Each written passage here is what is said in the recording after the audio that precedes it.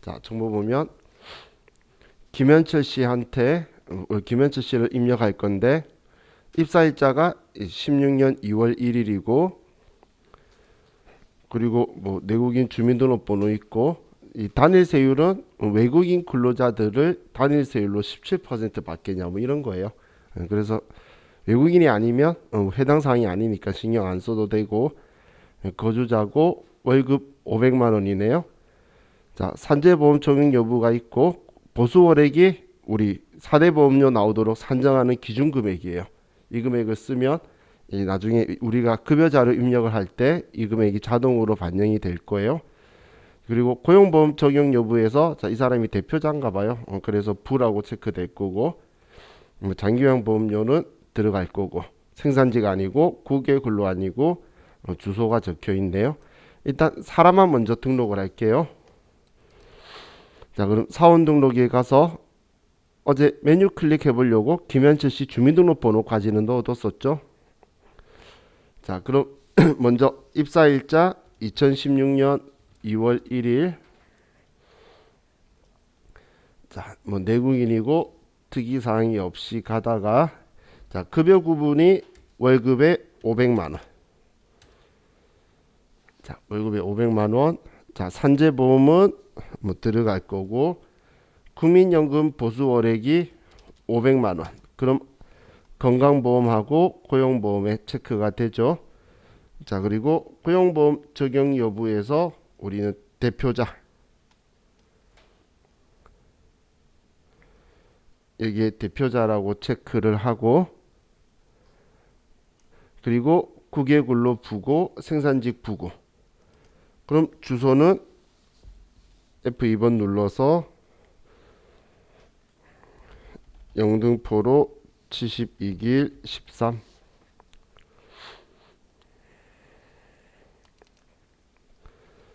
자, 이렇게 하면 우리 제시해준 정보는 전부 다 입력이 끝났죠. 자, 죄송해요. 고용보험 적용 여부는 부대표자. 여기 고용보험 적용 여부에 부라고 한다라고 했죠. 부로 방금 제가 체크를 안 하고 대표자만 체크를 해서 방금 수정했어요. 이거에 따라서 나중에 뒤쪽에 급여자료 입력해서 고용보험의 금액이 틀리게 나올 거예요. 참고로 대표자는 그래서 실업급여를 못 받아요. 사실 제가 옛날에 당했던 거예요. 이제 제가 사업 잘 안 돼가지고 말아먹고 근데 저희 직원이 이제 우연히 저한테 와가지고 대표님은 실업급여 많이 받으실 것 같아요 라고 해서 큰 꿈을 안고 고용센터를 찾아갔다가 민망한 상황이 되었었죠. 자, 그럼 이제 사원 등록이 끝났으니까 자, 부양가족 명세를 쓸 건데 자, 주민등록표가 있네요. 자, 우리 시험 때도 주민등록표를 줄 건데 자, 이 주민등록표나 아니면 가족관계 증명서를 줘요. 그럼 기준을 잘 잡아야 되는 게 자, 본인이 김현철이죠. 그럼 본인이 세대주인지를 먼저 한번 확인을 하세요. 왜냐하면 본인이 세대주가 아닌 경우가 있어요. 우리 시험에도 그렇고 그러면 우리 세대주 기준으로 부모가 나오니까 내가 세대주가 아니었으면 배우자의 직계 존속이 되겠죠. 그렇기 때문에 그 부분 그 확인을 좀 해보셔야 돼요. 나머지 뭐 자녀라든지 형제자매야 다 같은 거 쓰니까 신경 안 써도 되는데 우리 본인이 세대주인지 그리고 또 우리가 체크할 때 본인이 세대주 여부에 체크를 하게 되어 있으니까 그 부분을 좀 생각을 하시고 자, 우리 다음 페이지 조금 더 넘어가면 첫 박정은은 근로소득 총급여액이 500만 원 있다. 그럼 500만 원까지는 되기 때문에 뭐 배우자는 나이자는 없으니까 규모공제 대상이 되겠죠. 자, 부 김두식은 원고료 수입이 200만 원 있어요. 그럼 소득 금액이 얼마가 되죠? 120만 원이 필요경비니까 기타 소득 금액은 80만 원이 되겠죠. 그럼 100만 원 이하니까 규모공제 대상이 될 거고 자, 어머니 황순이는 일용 근로소득이 600만 원이니까 우리 무조건 분리과세라서 문제가 없고 자, 제 김재철은 장애인 복지법에 따른 지적 장애인이며 별도의 소득은 없다. 그럼 뭐 장애가 있으면 나이 제한을 무너뜨리니까 소득 없으면 기본공제 대상이 되겠죠. 자, 그럼 이제 우리 주민등록표에 의한 사원 등록 이렇게 문제 적혀 있어요. 자, 그럼 자, 이걸 보고 본인에 대해서는 뭐 특이사항 없었으니까 바로 배우자부터 쓸게요. 아래. 자, 연말정산 관계는 아래쪽에 1, 2, 3, 4, 5, 6, 7, 8이라고 적혀 있죠. 번호는 K랩과 똑같아요. 3번 배우자고. 자, 배우자 특이사항 없었죠. 그럼 이름은 박정은.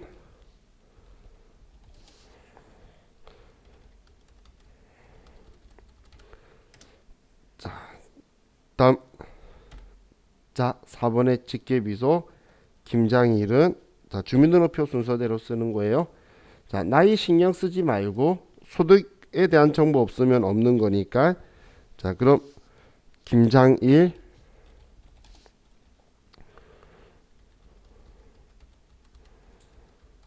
자, 아들은 나이가 20살이 넘기 때문에 자동으로 기본공제 대상이 부로 바뀌죠. 자, 다음. 자, 김차일.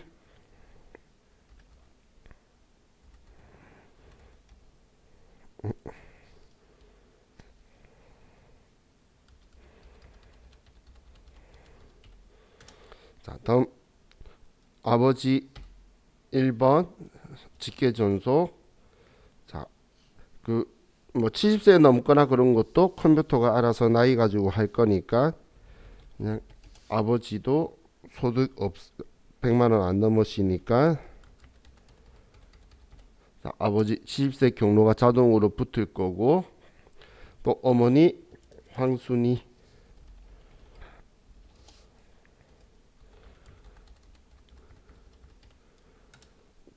그리고 6번 형제 자매는 장애가 있으니까 5번 장애로 하고 여기 똑같이 1번 장애인 복지법에 의한 장애고 3번 우리 그 항시 치료를 요하는 중증 환자. 자, 그럼 1번으로 하고 김재철 이렇게 쓰면 김현철 씨 부양가족 입력까지 다 끝났죠.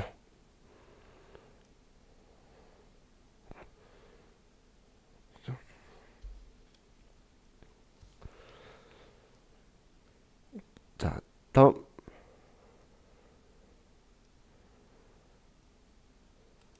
두 번째. 자, 12번에 성동일 씨인데 정보를 먼저 볼게요. 자, 급여가 400만 원이고 뭐 입사일자 있고 보수 월액은 370만 원이고 생산직 국외 근로가 없고 퇴사를 했는데 퇴사는 지금 시키지 말고 나중에 월급 주거나 하다가 이제 8월 달에 중도 퇴사 정산시킬 거예요. 그건 그때 보고 지금은 퇴사일자를 바로 쓰지는 않을 거예요. 자, 그럼 성동일 씨 특이사항 없으니까 바로 아래 칸에 1002번 성동일.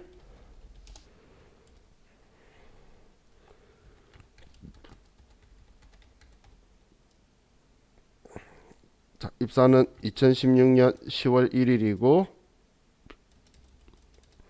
급여는 400만 원이고 보수 월액은 370만 원. 특이사항 없고 주소는 강남대로 476.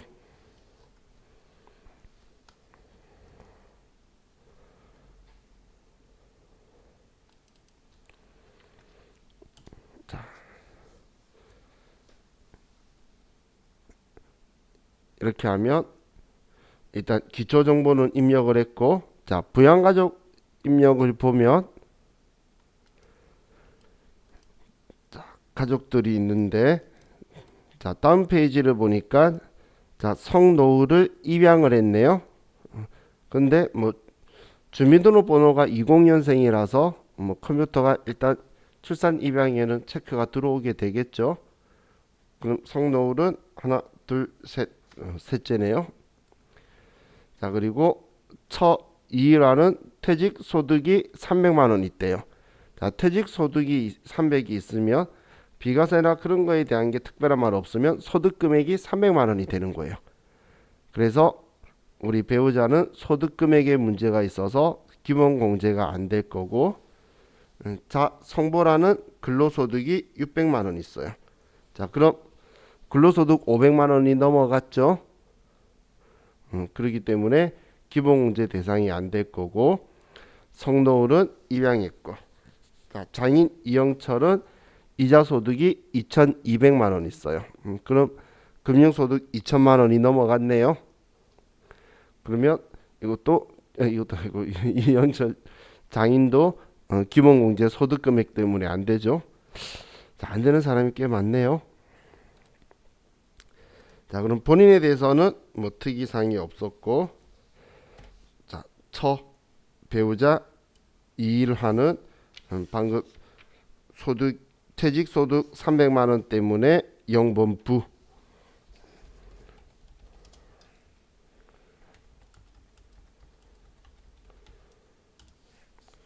다음 자 성보라는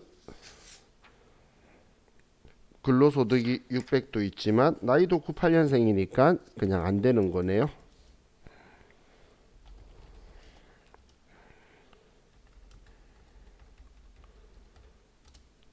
다음 자 성덕선은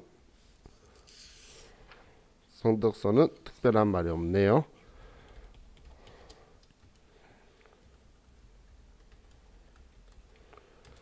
다음 자 셋째고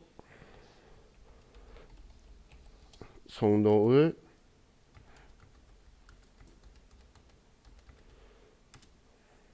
다음 장인은 배우자의 직계존속.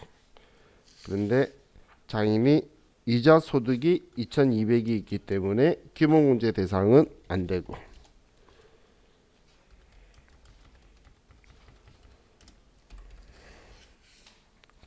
자 이렇게 쓰면 이제 성동일 씨도 끝났고,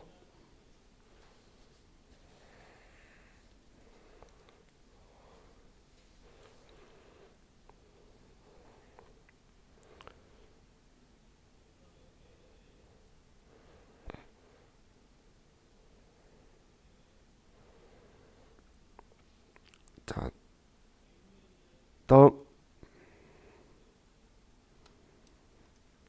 자 1003번의 노현주를 보면 자 입사 6월 1일이고 16년 그리고 월급이 350에 보수월액 310만 원, 특이사항이 없고 주소가 적혀 있네요. 자 그럼 먼저 사원 등록부터 자 아래에 1003번 노현주.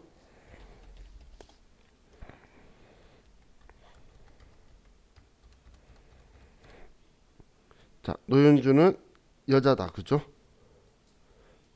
주민등록번호 보니까 자, 일단 가족 체크할 때 보게 여자라는 것만 체크해 놓으시고, 자 급여는 350만 원, 보수월액은 310만 원. 자 주소는 관천로 62.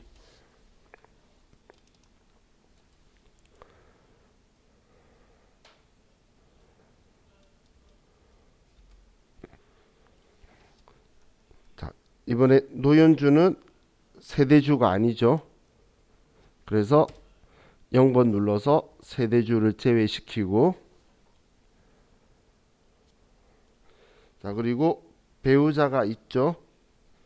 그리고 종합소득금액 3천만 원 이하라고 했을 때에 여기에 해당이 되겠죠. 그리고 이 다음 페이지 보시면 자 본인 노현주의 근로소득 금액은 3천만 원 이하이다. 그러면 부녀자 공제 대상이라고 말한 거고, 자, 그리고 배우자 박정수를 보면 사업소득 관련 교손금 1,000만 원과 근로소득 금액 500만 원이 있다. 그럼 결론적으로 손해 500만 원 본 거죠. 교손이 손해 본 거잖아.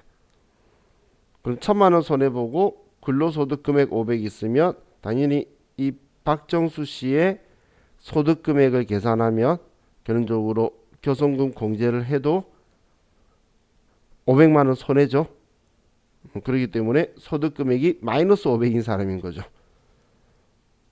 자, 그래서 규모 문제 대상이 되고, 정아영은 2020년 2월에 위탁받은 아동으로 현재 생계를 함께하고 있다. 그럼 지금 12월 31일 기준으로 잡는 건데 6개월이 넘었죠. 그리고 18년생이니까 2살이다. 그죠? 그럼 18세 미만 들어가니까 우리 위탁 아동이 될 거고, 자, 동생 노병탁은 청각장애인이며 근로소득 1,500이 있다. 이건 뭐 소득 100만 원 넘어가겠죠.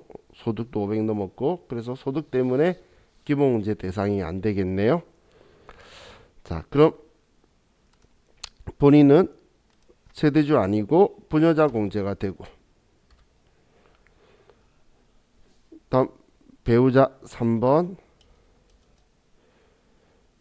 배우자는 소득에 문제가 없죠. 박정수.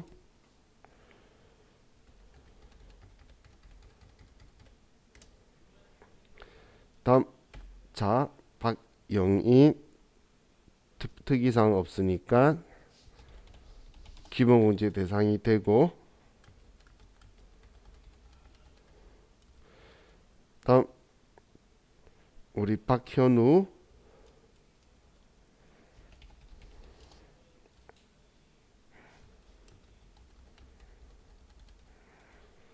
다음 우리 동거는 위탁 아동 8번.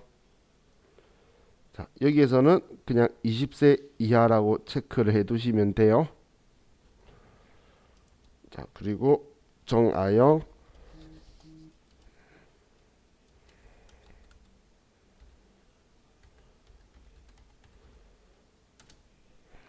다음 형제자매 노병탁은 소득 금액 때문에 안 되고,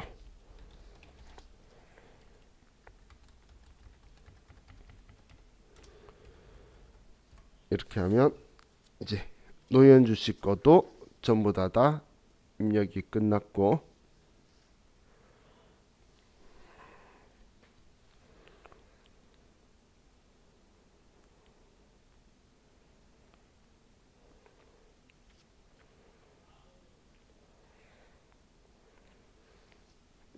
다음 이진섭 씨. 자, 올해 6월 1일 날 입사를 했고, 월급 220만 원, 보수월에 180, 생산직 연장 근로가 연해요. 그리고 뭐 국외 근로는 없고. 자, 그럼 먼저 사원 등록부터 1004번. 이진섭.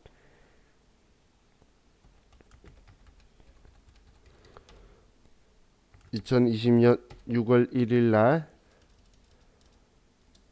월급은 220, 보수월액은 180만 원. 생산직 여부에요. 연장근로 비과세요.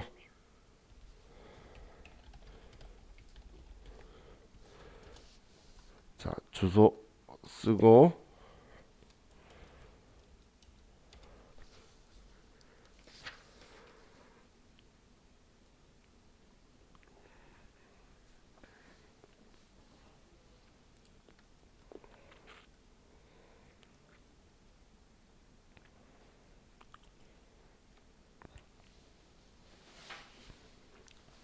자, 다음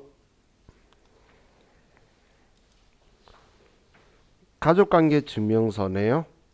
자, 본인이 있고 배우자가 안 보인다. 그죠? 그리고 자녀가 둘이 있네요. 16살, 11살. 뭐 장애인 증명서도 있는데 어머니가 3호, 얘가 항시 치료를 요하는 중증 환자예요. 병원에서 끊어주는 거야. 중환자이기 때문에. 자, 그럼 뭐 어머니는 사적 연금 소득이 1,000만 원 있다. 되나요? 기본 문제?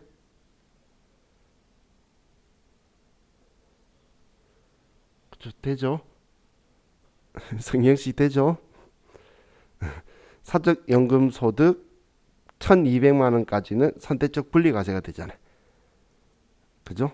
그러면 1,200만 원 이하니까 분리과세를 해서 어머니는 기본공제 되실 거고 장애인 추가공제 되고 배우자가 전년도에 사망을 했었었네요. 그러면 자녀세액 공제가 되겠죠. 자녀에 대한 소득이 없으니까. 그리고 전년도 청구배액은 2,800만 원이다. 뭐 이미 생산직 연장근로 된다고 적어놓고서 그죠? 그래서 썼는데 우리 직전도 3,000만 원 이하다라는 거 한 번 더 언지를 해주려고 그랬나 보네요. 자, 그럼 본인에 대해서 먼저 본인은 한부모 공제 체크해 놓고 자, 첫 번째 어머니는 우리 장애가 있으시죠? 그래서 5번 장애에서 3번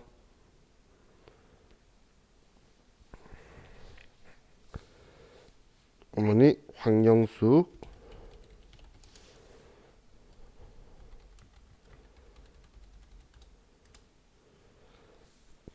자, 다음 자녀 이지영.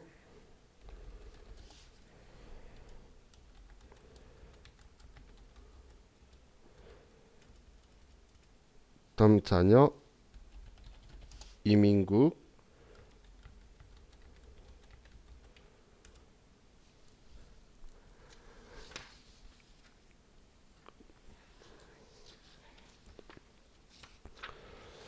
자, 이렇게 하면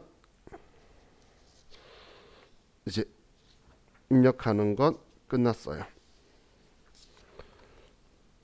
자, 혹시나 모르니까 여러분들 입사일자 전부 다 잘 들어갔는지 한번 확인하시고 입사일 다 잘 들어갔죠? 여러분 거에 자, 그럼 이제 창 닫고 자, 이제 급여자료 입력으로 갈게요.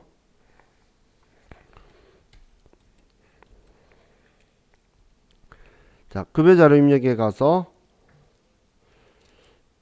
자, 우리 스마트에이는 여기 월하고 지급일을 쓰면 순환공제 버튼을 못 누르게 이렇게 회색으로 막혀 있을 거예요.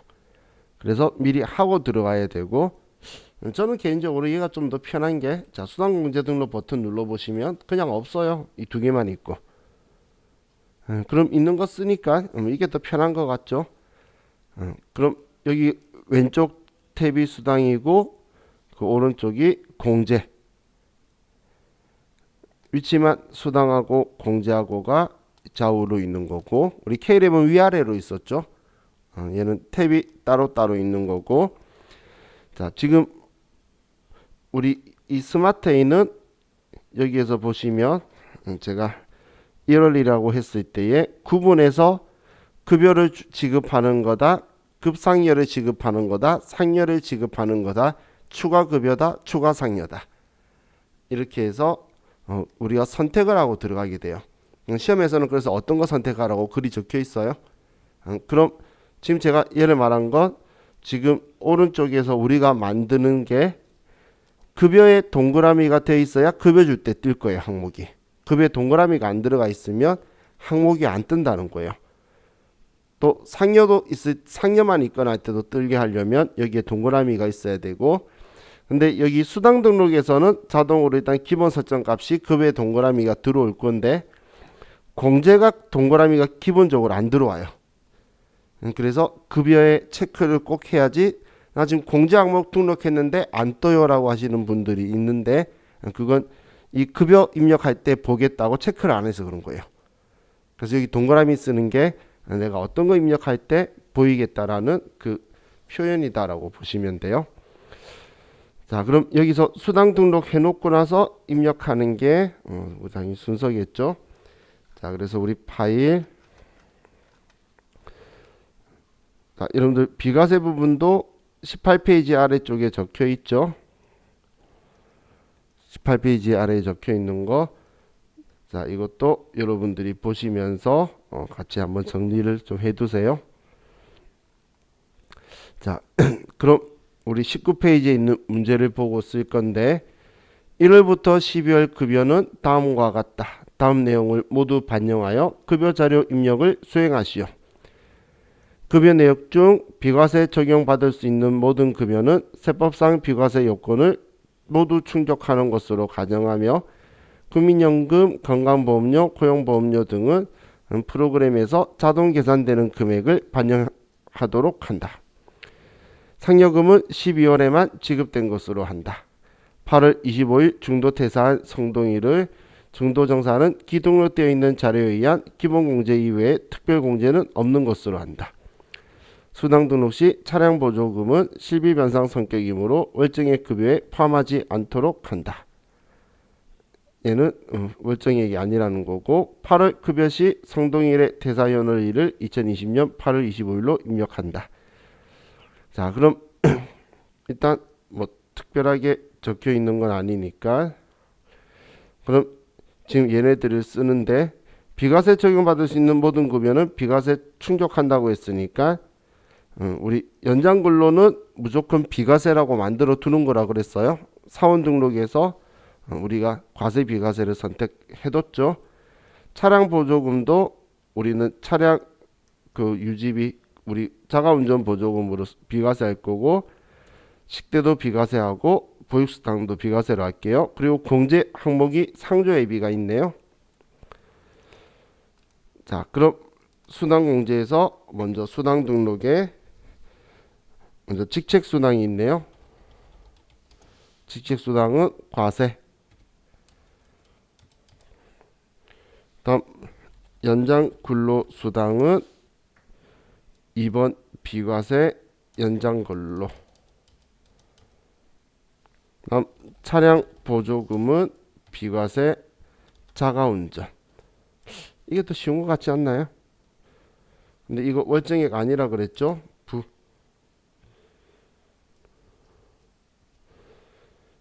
다음 식대 비과세 식대. 다음 보육수당 비과세 육아수당.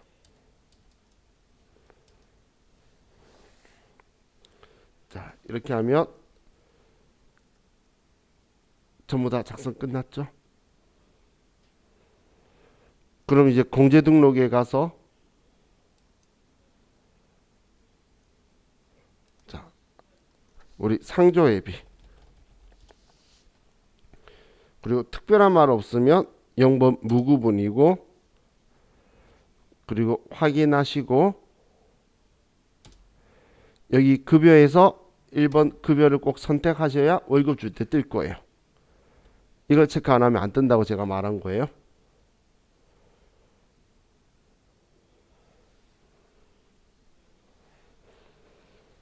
자, 그럼 이제 확인 버튼 누르시고 자, 여기까지 다 만드셨죠?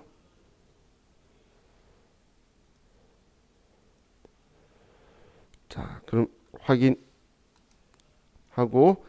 자, 지금은 우리 급여만 먼저 줄 거예요. 그럼 9분의 1번 급여를 클릭하시고 1번 급여 지금은 2020년 매월 25일 1월 25일이다.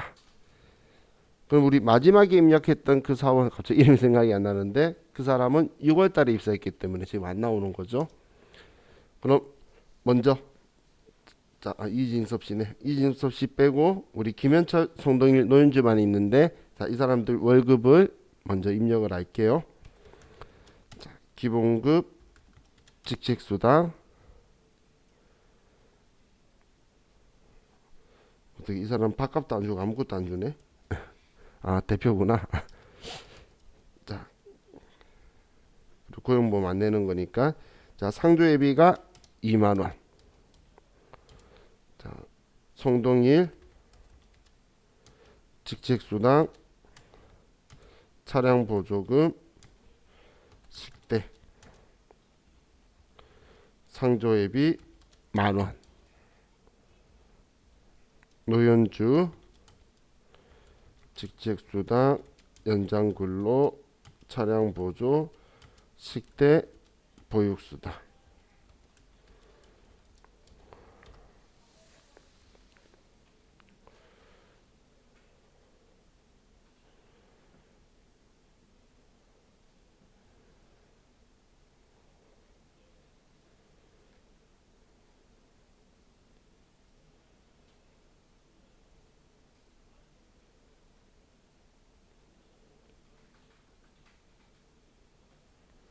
됐나요? 자, 그럼 얘는 일괄 복사 없으니까 자, 2월달 1번 급여하고 예라고 누르시면 예, 예 하지 말고 예 누르셨어요? 자, 복사 후 재계산 눌러서 전체 사원 재계산. 그냥 방금 예라고 누르신 분은 사실 지금 똑같을 텐데 위에 재계산 한번 누르셔서 전체 사원 눌러서 오른쪽 위에 재계산 있죠? 누르셔서.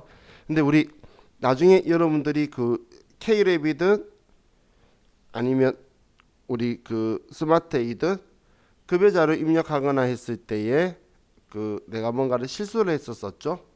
그러면 전부 다 재계산 버튼을 한번 누르세요. 수정하고 나서. 왜냐면 우리 직접 이 4대 보험하고 소득세를 입력한 건 상관없는데 소득세 같은 거 산출된 거 썼을 때는 앞쪽에 잘못 쓴 것 때문에 계산이 틀려졌는데 수정이 안 될 거예요. 그럼 재계산 눌러야 바뀐다고 보시면 돼요. 자, 지금 이런 식으로 해서 지금 우리 3월 달이다 급여 복사 후 재계산 전체 사원하고 이렇게 해서 7월 달까지 할게요. 7월 달까지만.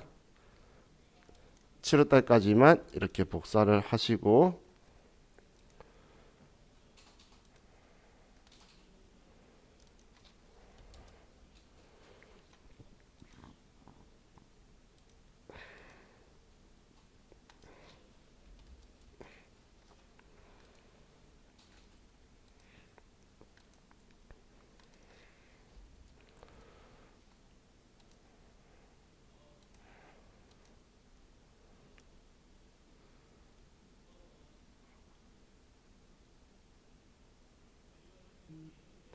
자, 7월 달까지 하셨으면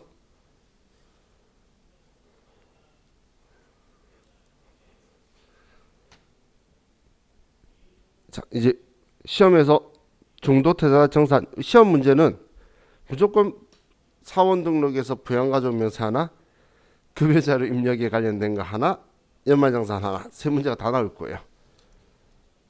무조건 그렇게 나올 거니까. 자, 전체 메뉴에 가서 직원이 중도태사정산이면 사원 등록 가서 성동일시 퇴사 연원일을 쓰고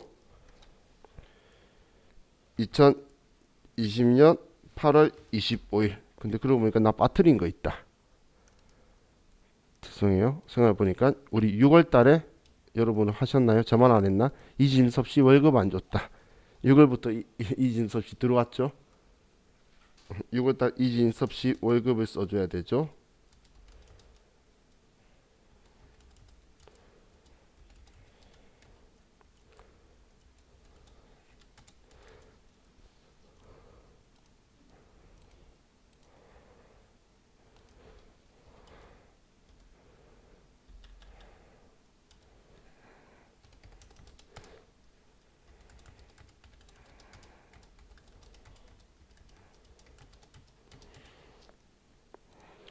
자, 6월하고 7월만 이진섭 씨까지 입력하시고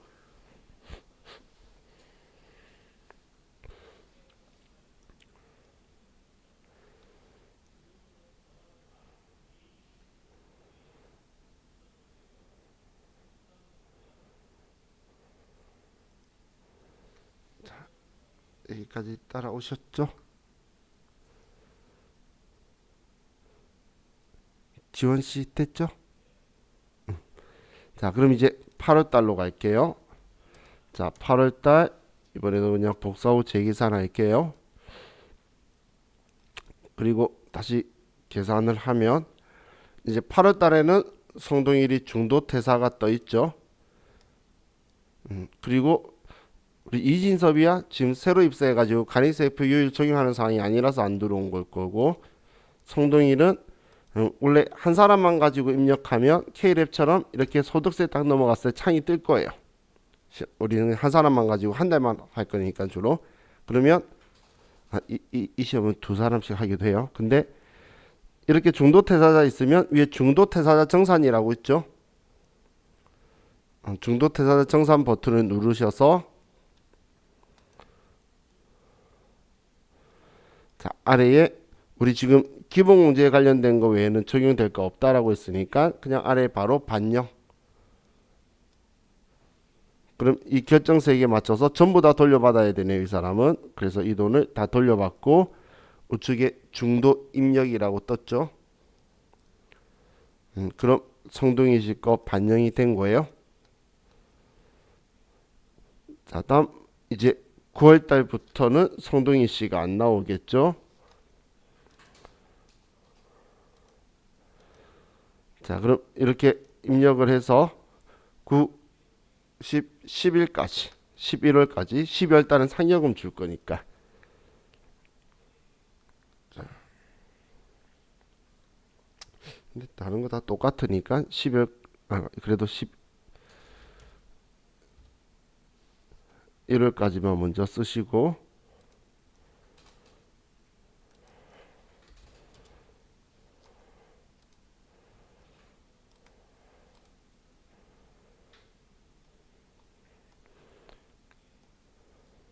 자, 여기까지 하셨나요?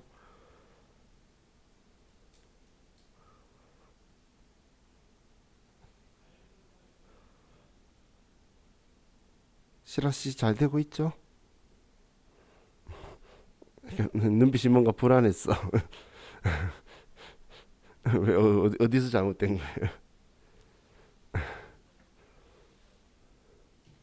시험 때는 이렇게 많이 안 해요. 그냥 한 달 우리 세무사회처럼 한 달치만 가지고 할 건데, 지금은 복사해 가는 거니까. 자, 그럼 기속 12월 달로 한데 12월 달에 우리 아래 상여를 줄 거예요. 그래서 9번에서 2번 급여 상여, 2번 급여 상여 누르고, 이것도 내용은 똑같은데 상여만 있네요, 아래 보니까. 그래서 복사하고 재계산 시켜버리고 나서, 근데 상여 주고 나서 다시 한번 재계산을 할게요. 자, 김현철 씨는 500만 원, 노현주 씨는 350만 원, 이진섭 씨는 170만 원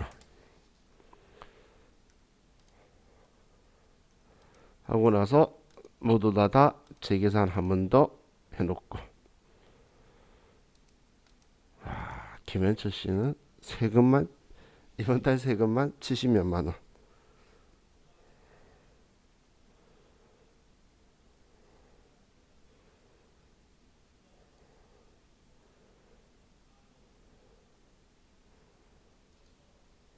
자, 그럼 이제 급여 자료 입력 끝났죠? 자, 다음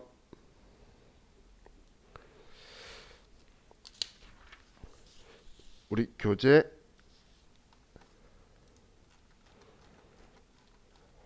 원천징수 이행사항 신고서에서 적혀 있는 건데, 자, 원천징수 이행사항 신고서는 똑같아요. 근데 8월 달 거 한번 보자는 거예요. 중도태자 정산되어 있는 거. 자, 그래서 8월분 급여 자료 및 중도 정산 자료 이용하여 원천징수 이행사항 신고서 작성을 수행하시오. 자, 그럼 8월분인데 우리는 8월 25일 날 지급했으니까 같은 달에 했죠. 그래서 자, 우리 아래 원천징수 이행사항 신고서를 클릭을 하고,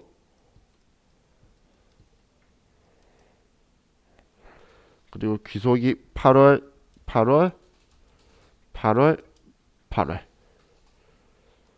그러면 우리 4명의 급여인데 방금 그 성동희 씨 거 빼고 나머지 세 사람 거는 합쳐져서 나온 거고, 정동희 씨 거는 중도태자 정산된 거고. 지금 문제에서 전월 미환급 세액이라는 게 없으니까 여기 안 쓰고 똑같아요. 그리고 우리 환급 신청한다라고 하면 246,200원을 여기에 써주면 되겠죠. 환급 신청한다라고 하면 왼쪽에 있는 246,200원을 써주면 돼요.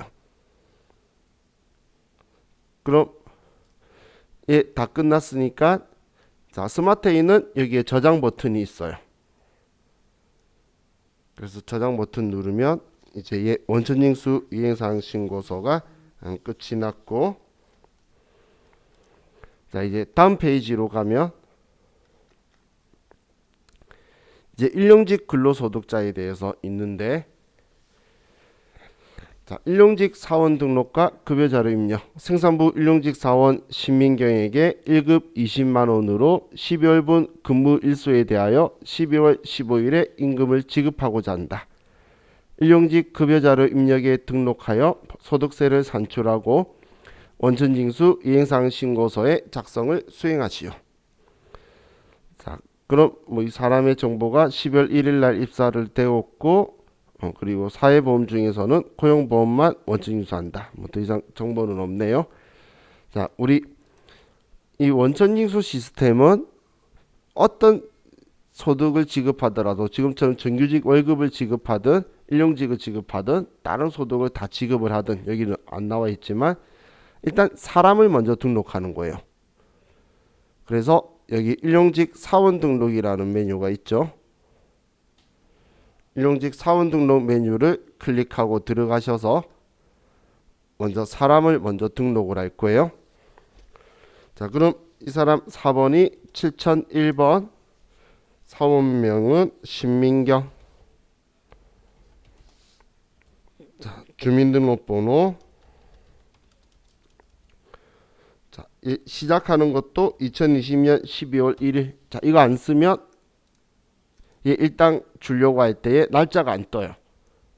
제가 그래서 입사 안 시키면 월급 못 준다 그랬는데, 얘도 입사일자가 안 들어가면 월급을 못 주게 되니까 넣고, 자 그리고 자 여기 위쪽에는 특이사항에 대한 게 더 이상 정보가 없으니까 두고, 아래에 급여 지급 방법은 일정 기간 지급하기로 했죠. 우리 15일날 우리 임금을 지급하고자 한다라고 적혀 있죠. 그리고 이 사람 일당은 20만원이에요. 그리고 시급이 아니고 1급직이고, 자 지금 이제 아래에 고용보험에 대해서는 적용을 할 거라 그랬고, 자 문제에서는 말 안 했는데 우리 실무 버전에서는 급여자료 입력도 그렇고 일용직도 그렇고 여기에 다 입력된 거를 전표 보내기 누르면 전표로 날아가요. 거꾸로 분계가.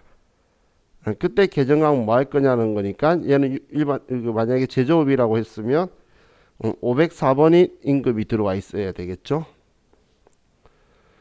자, 그리고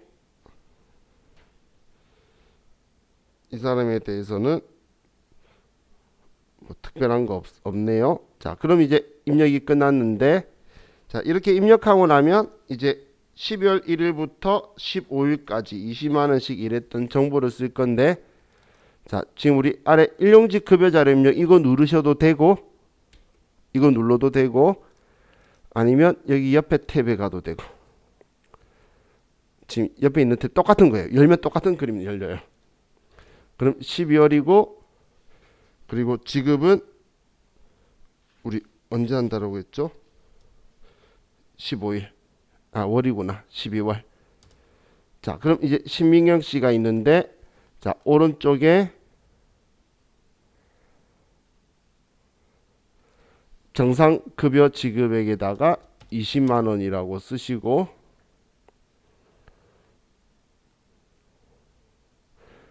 시험에는 날짜를 줄 거예요. 그럼 그 날짜만 찾아가지고 집어넣을 거예요. 자 그래서 얘 그냥 컨트롤 C 복사해 놓고 이 사람 15일까지만 그냥 컨트롤 V를 하세요. 그게 제일 편해요. 지금처럼 이렇게 길게 안 하고 시험 때 나오면 날짜를 며칠 이랬다고 줄 거예요.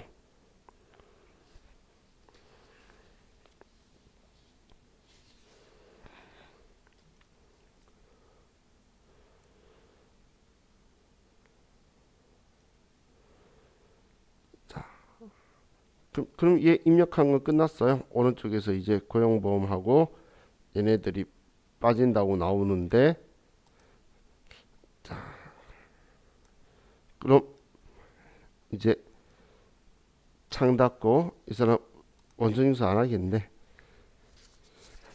자, 방금 12월 달이었죠? 12월 달 급여를 12월 달에 지급한 거였어요. 그죠? 자, 그럼 이 사람 거에 대해서 자, 이만큼 돈, 이 앞에 월급 준 것도 있었다. 그죠? 자, 그리고 전월 미완급이 자동으로 불러와져 있는데, 그것도 신경 쓰지 마시고, 이건 우리가 지금 따로 손댄 거 아니니까 이대로 하고 저장하시면 끝나겠죠. 우리가 8월 달 거 열었어 가지고 그 사이에 안 여니까 그대로 얘가 연결된 거예요. 우리 앞에 8월 달 거 열었었죠. 자, 이렇게 하는 게 우리 일용직 급여자료 입력하고 원천징수 이행상신고서 열어가지고 반영시키는 거예요. 자, 우리 이번 시간 여기까지 하고, 자, 이제 쉬었다가 연말정산하는 거 봅시다. 쉬었다 할게요.